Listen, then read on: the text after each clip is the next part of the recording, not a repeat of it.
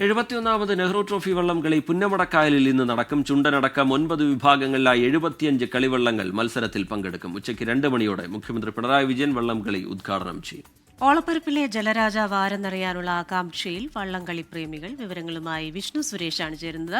Christina, good morning. 24 പൂർണ്ണ സജ്ജമാണ്. എല്ലാ ഇടങ്ങളിൽ നിന്നും നമ്മുടെ റിപ്പോർട്ടേഴ്സ് ജോയിൻ ചെയ്യും. 7 മണിയോടുകൂടി SKN UBC കൈനഗിരിയുടെ അവിടെ നിന്നാണ് നമ്മുടെ മോർണിംഗ് ഷോ ആരംഭിക്കുക. പിന്നീട് ഹാഷ്മിയും വിജയകുമാറും അതോടൊപ്പം റിപ്പോർട്ടേഴ്സും അരുൺ രാജ്, ഷഫീദ്, അശ്വിൻ എല്ലാവരും സജ്ജമാണ്. എന്തായാലും ഇത്തവണത്തെ 71ാമത് നെഹ്റു ട്രോഫി പ്രൗഢഗംഭീരമായി തന്നെ പ്രേക്ഷകരിലേക്ക് എത്തിക്കാൻ വേണ്ടിയുള്ള സജ്ജീകരണങ്ങളൊക്കെ ഒരുക്കിയിട്ടുണ്ട്. നമ്മുടെ ക്യാമറ ടീം പൂർണ്ണ സജ്ജമാണ്. ഈ ഫിനിഷിംഗുമായി ബന്ധപ്പെട്ടൊക്കെ സ്ഥിരമായി തർക്കം ഉണ്ടാകാറുണ്ട്. അപ്പോൾ ഈ പബ്ലിസിറ്റി, അതായത് NTPRC പബ്ലിസിറ്റി സൊസൈറ്റിക്കൊക്കെ ഏതെങ്കിലും തരത്തിൽ ഈ വിഷ്വലൊക്കെ എന്തെങ്കിലും ബുദ്ധിമുട്ടുണ്ടെങ്കിൽ നമ്മളെ സമീപിക്കുക. അത്രയും ക്രിസ്റ്റൽ ക്ലിയർ ആയിരിക്കും 24 വിഷ്വൽ എന്ന കാര്യത്തിൽ ഒരു തർക്കവുമില്ല.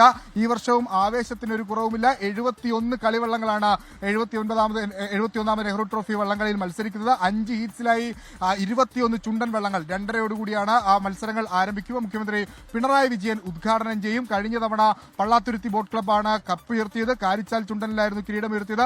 ഇത്തവണ പള്ളാത്തുരുത്തി ഹാട്രിക്, അതായത് ഡബിൾ ഹാട്രിക് ലക്ഷ്യം വെച്ച് എത്തുന്നു. അങ്ങനെ ഒരുപാട് പ്രത്യേകതകളുണ്ട്. പുതിയ 5 വർഷത്തിന് ശേഷം നെഹ്റു ട്രോഫിക്ക് ഒരു പുതിയ ജേതാവ് ഉണ്ടാകുമോ? അങ്ങനെ ഒരുപാട് ആളുകൾ ഒരുപാട് കാര്യങ്ങൾ ഉറ്റുനോക്കുന്നു. 80 ലക്ഷത്തിലധികം വരുന്ന 80 ലക്ഷം രൂപയുടെ ടിക്കറ്റുകളാണ് വിറ്റുവരവ്. 5 കോടി രൂപയാണ് ഇത്തവണ ഈ നെഹ്റു ട്രോഫിയിൽ നിന്നൊരു വരുമാനമായി പ്രതീക്ഷിക്കുന്നത്. നെഹ്റു ട്രോഫി 71ാമത് നെഹ്റു ട്രോഫിക്ക് തുടക്കം കുറിക്കുന്നത് പോലെ തന്നെ 4ാമത് CBL സീസൺ കൂടി ഇന്ന് തുടക്കം കുറിക്കുകയാണ്. കഴിഞ്ഞ 1.5 മാസത്തെ പരിശീലനത്തിനൊടുവിലാണ് ഓരോ ക്ലബ്ബുകളും ഇന്ന് ചുണ്ടൻ വള്ളങ്ങളുമായി ട്രാക്കിലേക്ക് എത്തുന്നത്. ഓരോ കരയെ സംബന്ധിച്ചിടത്തോളം, ചുണ്ടൻ വള്ളങ്ങളെ സംബന്ധിച്ചിടത്തോളം അവരുടെ അഭിമാന പോരാട്ടമാണ്. കുട്ടനാടിന്റെ ഒരു അതിജീവനത്തിന്റെ അടയാളമാണ് ഓരോ വള്ളംകളിക്കാലവും. ഇത്തവണയും അത് ആവേശപൂരമായി തന്നെ അവസാനിക്കും. ഒരു പ്രശ്നങ്ങളുമില്ലാതെ. കാലാവസ്ഥ ഒരല്പം പ്രതികൂലമാണ്, മഴയാണ്. പക്ഷെ കുട്ടനാടിനെ സംബന്ധിച്ച് മഴയൊരു പ്രശ്നമല്ല.